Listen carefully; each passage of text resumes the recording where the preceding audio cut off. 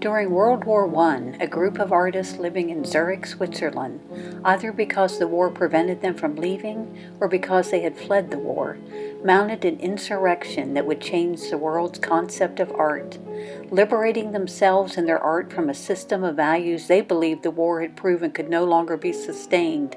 This group of artists and poets rejected reason and logic and the bourgeois capitalism they saw as the cause of the war, in favor of chaos and the irrational, which they believed would shake cultural, political, and intellectual conformity to its core. Calling their movement Dada and their work anti-art, the Dadaists ignored traditional aesthetics, reinventing art from within by disregarding the social constraints that had dictated acceptable boundaries for the artist.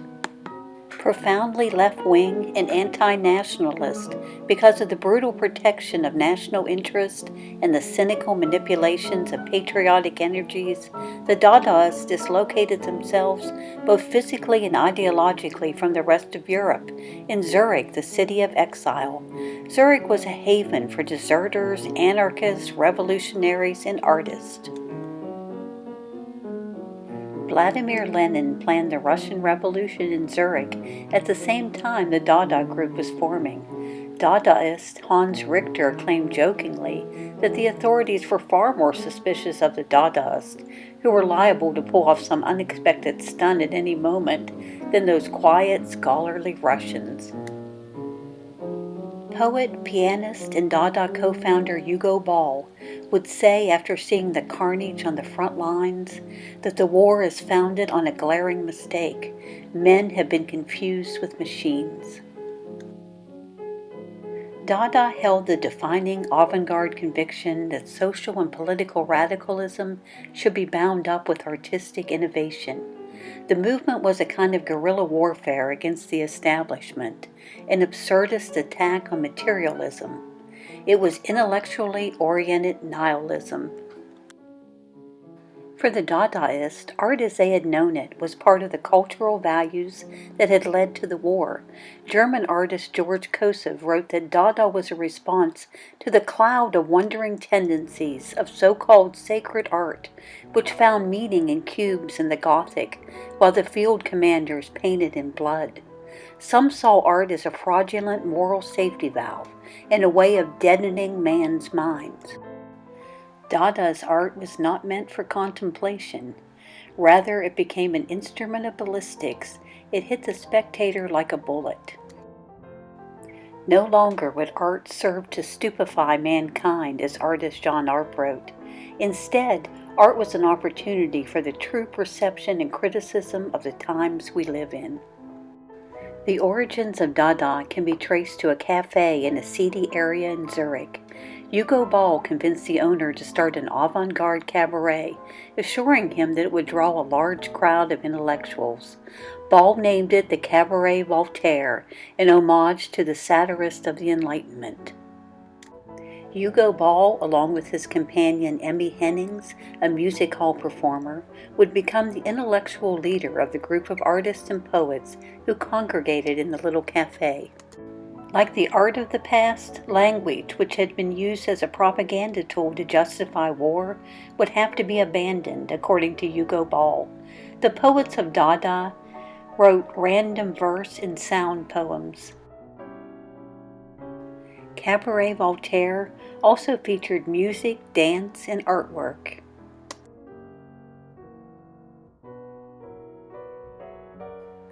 Artist and one of Dada's founders, Marcel Janco, would later write, "We had lost confidence in our culture. Everything had to be demolished. At the Cabaret Voltaire, we begin by shocking common sense, public opinion, education, institutions, museums, good taste, in short, the whole prevailing order." Artist, sculptor, textile designer, and dancer Sophie Tauber-Arp made costumes for herself and other artists. She danced to poetry readings in a style Hugo Ball described as a dance full of splinters and bones, full of sparkling light, of penetrating intensity. The lines of her body were broken, every gesture decomposed into 100 precise, angular, incisive moments. Tristan Tzara, poet and performance artist, was part of Cabaret Voltaire's first performance. He became part of Hugo Ball's group and was one of the founders of Dada. Tzara had a score to settle with the world as he found it, and worked with an astounding energy that ensured his status as a legendary figure of the 20th century. He would become a relentless campaigner for Dada through his writings, publications, and relationships with artists throughout Europe. Tarza, along with Hugo Ball, Emmy Hennings, Jean Arp, Sophie Tauber Arp, Richard Halzenbeck, Marcel Janco, and Hans Richter made up the group of artists, poets, and performers who congregated at Cabaret Voltaire. The culture inherited by those who formed the Dada movement was deemed unacceptable and therefore had no right to expect the artist to adhere to its standards of beauty or its ideologies.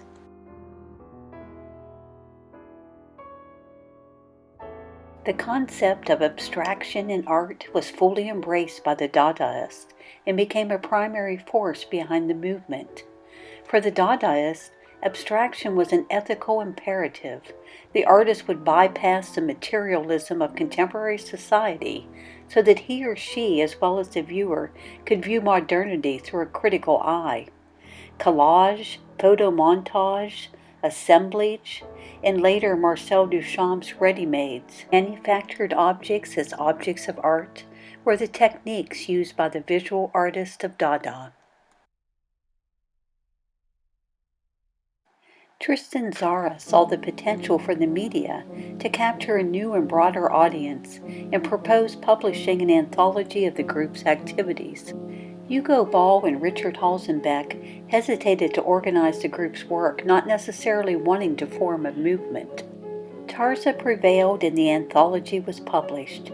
Hugo Ball wrote in the introduction that the aim of the journal was to remind the world that beyond the realm of war and the homeland, there are independent men who live by other ideals.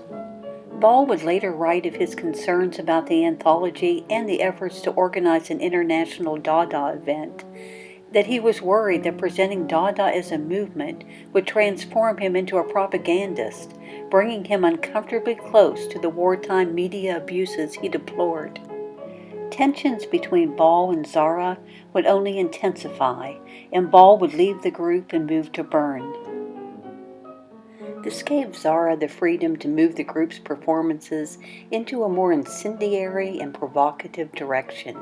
The shows Tzara staged were considered scandalous and often resulted in riots, which put him in permanent conflict with law enforcement. Hans Richter wrote of the pleasure of letting fly at the bourgeois, which in Tristan Tzara took the form of coldly or hotly calculated insolence. Tristan Tzara left Switzerland in 1919 for Paris to edit the literary magazine Literature.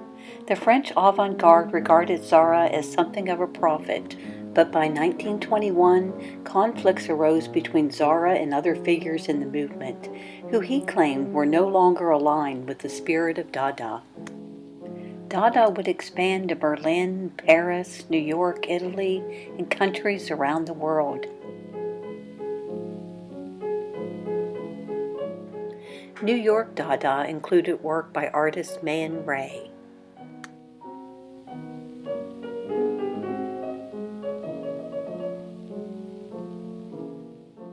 And Marcel Duchamp.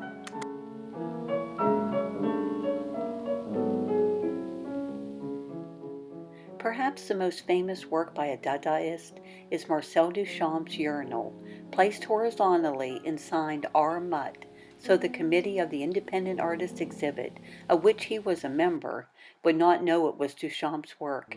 It was rejected for admission into the show and Duchamp resigned.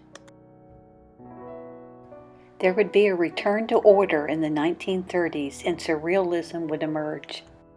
Dada would have a profound influence both on its successor Surrealism and on art for the remainder of the 20th century and beyond. Dada would re-emerge with the Beat Generation and the poetry of Allen Ginsberg and William Burroughs. Contemporary art as we know it would not exist without Dada. Virtually every artistic principle and device of our time was promoted, if not invented, by the Dadaists. Using elements of popular culture and art, artist performance, interaction and confrontation with an audience all originated with Dada.